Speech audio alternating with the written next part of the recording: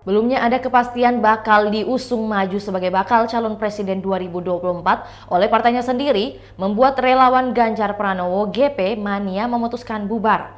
Sekretaris Jenderal GP Mania Ahmad Gojali Harahap menjelaskan alasan pihaknya membubarkan diri. Kata dia, salah satunya karena adanya pertimbangan lebih jauh dari GP Mania dalam mendukung Ganjar Pranowo setelah dideklarasikan pada 2021 lalu.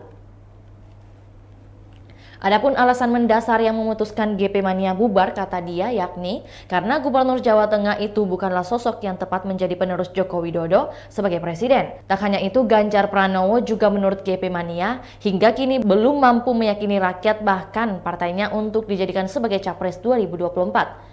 Hal itu dapat terlihat, kata dia, saat HUT PDIP ke-50 beberapa waktu lalu, di mana Megawati selaku Ketua Umum Partai belum juga mengumumkan nama calon presiden termasuk nama Ganjar Pranowo.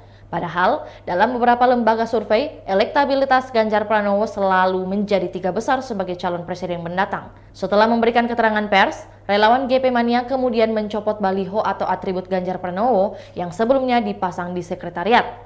Proses pencopotan itu pun diabadikan media yang datang.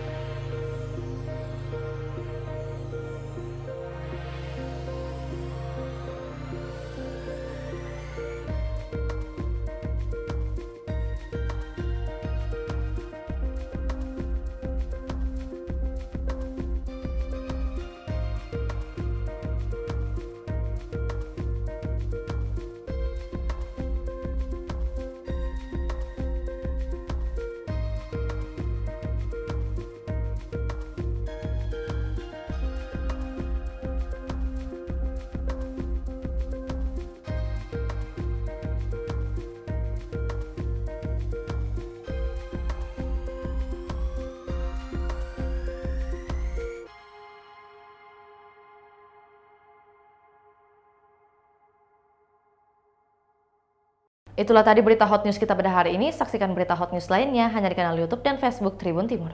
Terima kasih sudah nonton. Jangan lupa like, subscribe, dan share ya.